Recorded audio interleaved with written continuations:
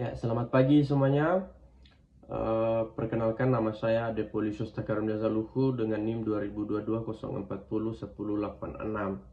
Di sini saya akan membuat video materi hukum telematika uh, untuk memenuhi ujian tengah semester saya yang telah diberikan oleh Pak Endik Wayudi SHMH.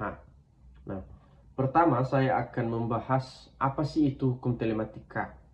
Hukum telematika adalah kumpulan aturan hukum yang mengatur penggunaan teknologi, informasi, dan komunikasi dalam kehidupan kita sehari-hari. Nah, kata telematika ini juga berasal dari gabungan kata telekomunikasi dan informatika. Hukum ini mengatur semua kegiatan yang menggunakan internet berupa komputer, handphone, dan teknologi digital lainnya. Nah, di Indonesia sendiri, hukum telematika diatur melalui beberapa peraturan perundang-undangan utama. Yang pertama, Undang-Undang 11 tahun 2008 tentang informasi dan transaksi elektronik. Kemudian Undang-Undang nomor 19 tahun 2016 tentang perubahan atas Undang-Undang ITE. Ada juga perubahan terbaru, Undang-Undang nomor 1 tahun 2024 tentang perubahan ITE. Nah, ada juga Undang-Undang nomor 27 tahun 2022 tentang perlindungan data pribadi. Nah, perlu kita ketahui bersama bahwasanya Undang-Undang ITE ini kenapa itu dibuat, itu memiliki tujuan berdasarkan pasal 4 Undang-Undang ITE menjelaskan bahwasanya tujuannya itu adalah mencerdaskan kehidupan bangsa, memajukan kesejahteraan umum, menjamin kepentingan sosial, meningkatkan efektivitas dan efisiensi pelayanan publik.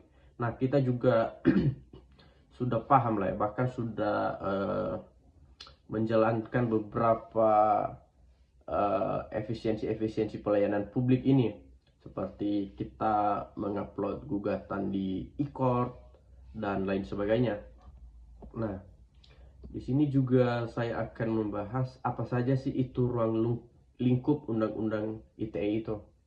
Nah, di pasal 1 ayat 1 sampai 23 itu saya dapat mendefinisikan bahwasanya ada beberapa hal penting yang diatur oleh Undang-Undang ITE ini. Yang pertama itu informasi elektronik, kemudian transaksi elektronik, sistem elektronik, dan penyelenggaraan sistem elektronik.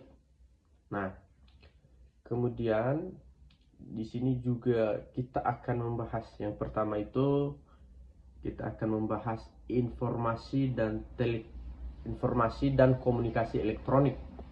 Nah, di pasal 5 ayat 1 itu menjelaskan bahwasanya informasi elektronik dan atau dokumen elektronik dan atau hasil cetakannya merupakan alat bukti yang sah. Artinya kita dapat simpulkan ini bahwasanya seperti bukti screenshot, chat WhatsApp, email, dan dokumen digital lainnya dapat kita gunakan ini sebagai bukti di pengadilan.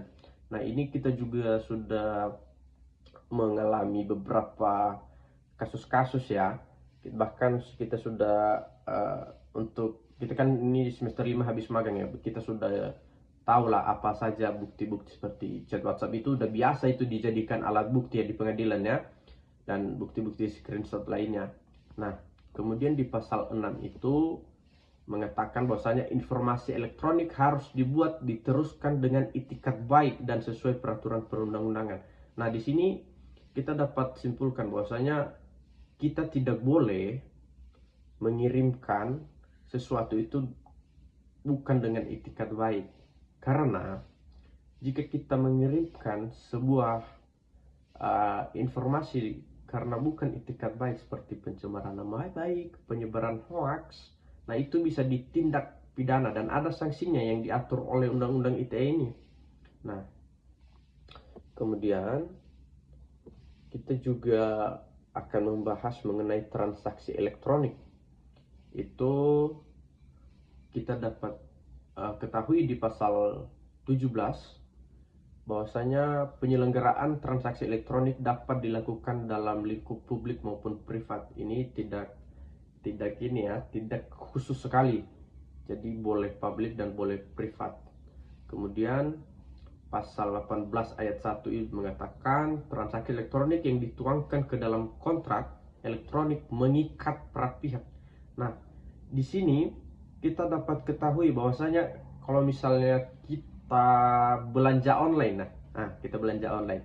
Nah, banyak orang awam yang hanya mendaftarkan dirinya, kemudian mencentang, menyetujui, bahkan dia tidak mengetahui bahwasanya di situ udah dia terikat oleh kontrak.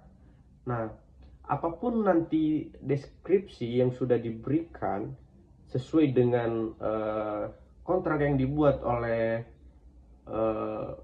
pemilik online shop misalnya, itu kita sudah menyetujui dan itu sudah menjadi kontrak.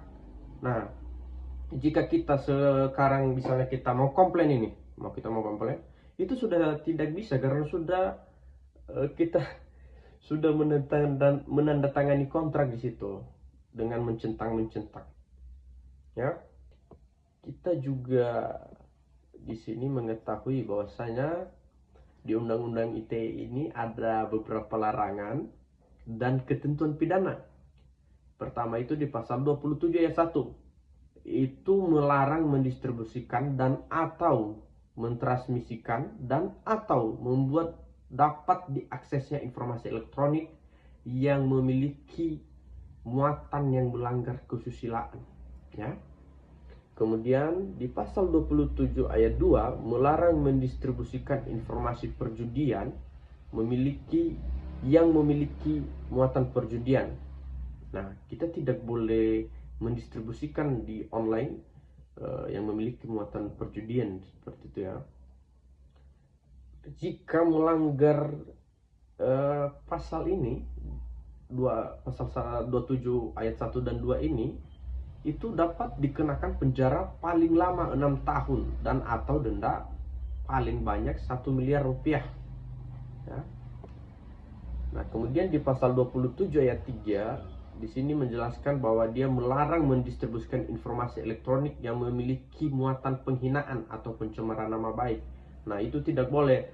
Kalau misalnya kita upload sesuatu di media sosial dengan tujuan untuk mencemarkan nama baik, bahkan penghinaan untuk yang merugikan orang lain, nah itu dapat dipidana penjara paling lama 4 tahun dan atau denda paling banyak 750 juta. Kemudian di pasal 27 ayat 4 melarang mendistribusikan informasi elektronik yang memiliki muatan pemerasan dan pengancaman. Nah, ini tidak boleh memberikan informasi-informasi yang memuat pemerasan. Misalnya kita menemukan sebuah video atau sudah merekam seseorang yang sedang melakukan, dengan kata kasarnya, sedang melakukan hubungan seks misalnya. Kemudian kita melakukan mengirimkan chat kepada orang yang melakukan seks tersebut dan mengancam sekaligus memeras. Nah, itu tidak boleh. Itu dapat dipidana penjara paling lama 6 tahun dan atau denda paling banyak 1 miliar rupiah. Nah, di pasal 28 ayat 1 juga di sini dia mengatakan bahwasanya melarang menyebarkan berita bohong dan atau menyesatkan yang mengakibatkan kerugian konsumen dan dalam transaksi elektronik. Nah, ini dalam ruang lingkup transaksi elektronik nih. Ini misalnya kita ada seseorang ini menjual misalnya motor, di deskripsinya adalah motor. Ternyata setelah dipesan datangnya adalah botol aqua misalnya, atau enggak batu-batu kerikil, ya. Ya, itu tidak boleh. Itu dapat dipidana paling lama 6 tahun dan denda 1 miliar. Di ayat 2 juga mengatakan menyebarkan informasi yang ditujukan menimbulkan rasa kebencian atau permusuhan individu dan atau kelompok masyarakat tertentu berdasarkan atas suku, agama, ras, dan antar golongan. Nah, itu dapat dipidana penjara paling lama 6 tahun dengan denda 1 miliar rupiah. Nah, di si pasal 29 juga di situ dia menjelaskan melarang mengirimkan informasi elektronik yang berisi ancaman kekerasan atau menakut-nakuti ditujukan secara pribadi. Nah, ini juga kita pernah bahas di kelas, bahwasanya kasusnya ada seorang bapak-bapak yang mengalami ancaman, ya, mengalami ancaman, kemudian dipras, kemudian melapor dan kita tidak tahu ini siapa pelakunya. Nah, ini juga berupa kelemahan dari sistem elektronik kita. Kita tidak dapat, masih belum bisa melacak ya, belum bisa melacak apa saja, siapa saja yang melakukan kegiatan-kegiatan buruk kepada kita ya.